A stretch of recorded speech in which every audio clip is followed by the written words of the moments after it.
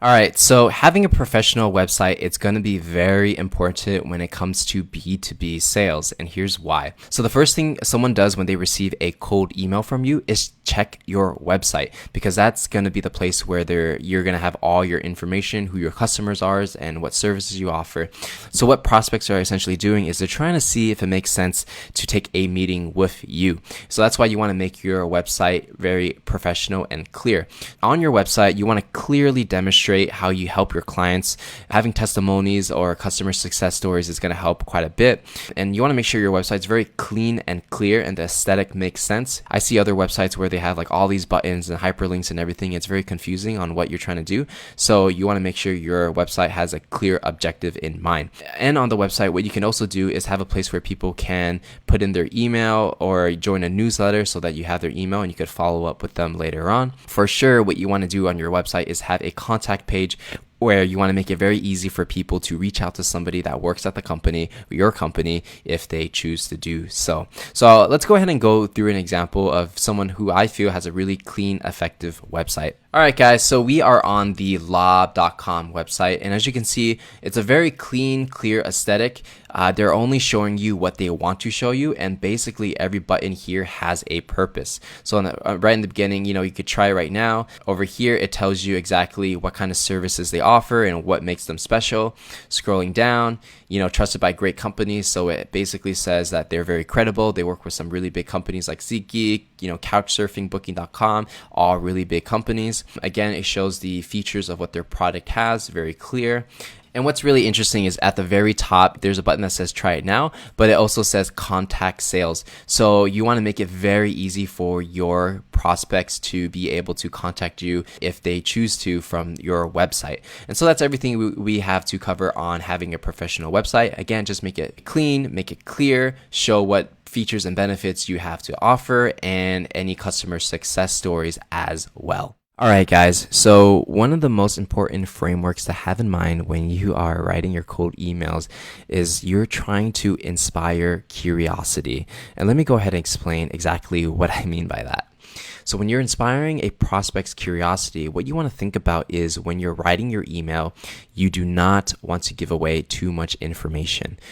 Your goal for your cold email is to get them curious enough to want to take a meeting with you. So you just want to say just enough to get the prospect, to give the prospect an idea of what you do and how you can add value to their business. And then you want to ask for the meeting. And the reason why you want to inspire so much curiosity is because if you give away too much information, they're going to make a decision on whether or not to take a meeting with you based on that information. So that's why you want to hold out a little bit and keep them hungry so that they're a lot more incentivized to learn more so that they could grow their business. And the thing is, when you get them on the phone through your email, you can sell a lot better when you're talking to somebody over the phone or in person, one-on-one. And this is a lot more effective than trying to sell something from a straight email. I mean, it's a very low probability that if you send someone a cold email that they're just going to buy something right from their website. And that just doesn't really happen, especially in B2B world. So the goal, again, is to limit the information that you give away so that you can get a phone meeting with them or an in-person, depending on the type of business you're running. Something to keep in mind is you don't want to write anything in the email that would automatically disqualify you in the prospect's mind.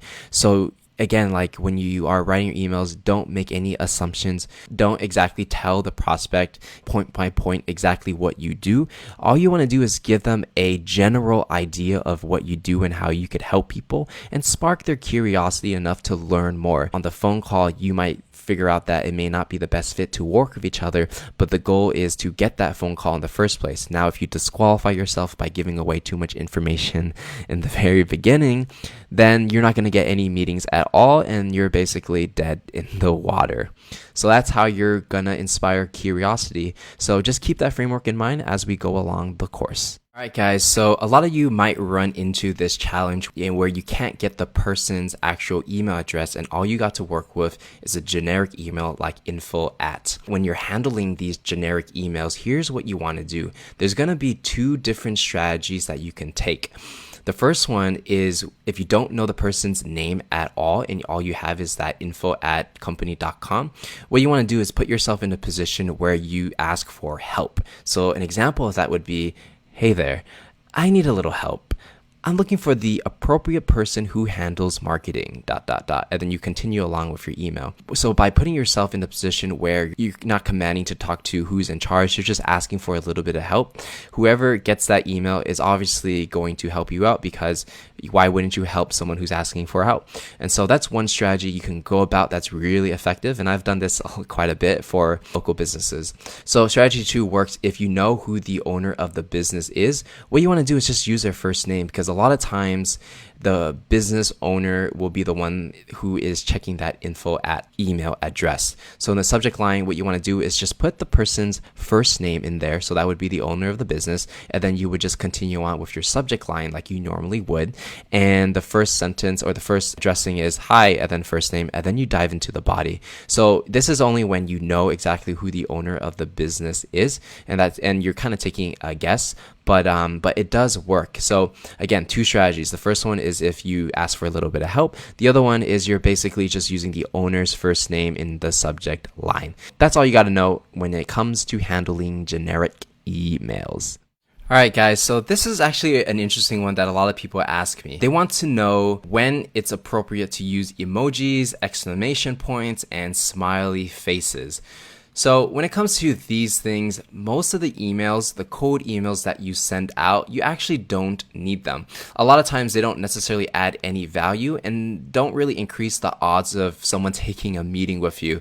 Like, think about it. Just because you use emojis, how is that going to encourage someone to want to email you back? It probably isn't. One thing I also add is it also depends on the context of the situation. Now, even though most emails don't really need it, if you did want to use it, you really have to think deeply on whether or not the prospect finds it appropriate. Like, for example, if they're a young startup, high growth, and they just won some type of award, and you know that whoever you're emailing is also young, they might be a lot more receptive to an emoji, especially if they want an award. You could use like money emojis or trophy emojis, and they may actually like it. But it really depends on the context. And if you're going for speed, just don't even use it, because it doesn't necessarily help that much. But if you do use it, even smiley faces too, don't use too many. I would probably just limit it to 1 emoji or exclamation point / smiley face per email, because if you get a email with a ton of emojis in it, it's hard to take it seriously in this day and age at this time. Overall, my recommendation is probably not use that at all, but if you do, just limit it to 1 per email.